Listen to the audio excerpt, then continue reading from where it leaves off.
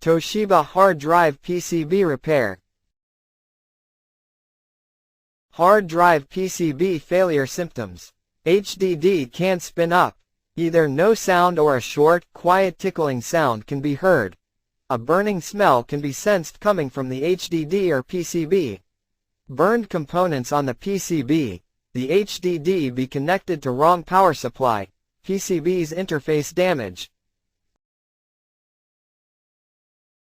Step 1. Find a replacement PCB.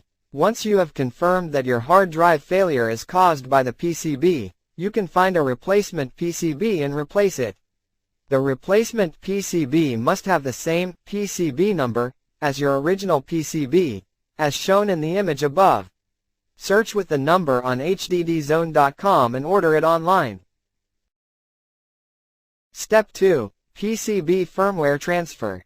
The PCB BIOS, as shown in the image above, includes hard drive's unique configuration data, firmware. The hard drive needs this firmware to work. So in most cases, we have to transfer this BIOS chip from the original, bad, PCB to the replacement PCB. Tips. Most of the TV, phone, electronic repair shop can offer this service for just $5 minus 20.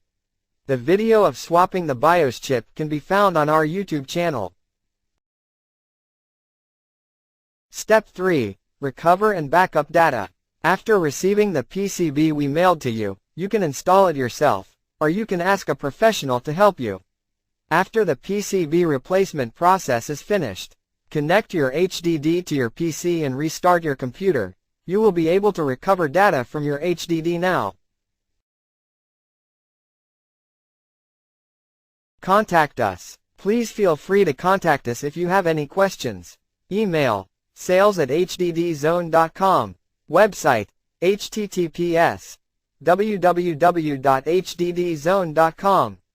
Send clear photos of your PCB, both sides. To us will make everything easier. Email with attachments.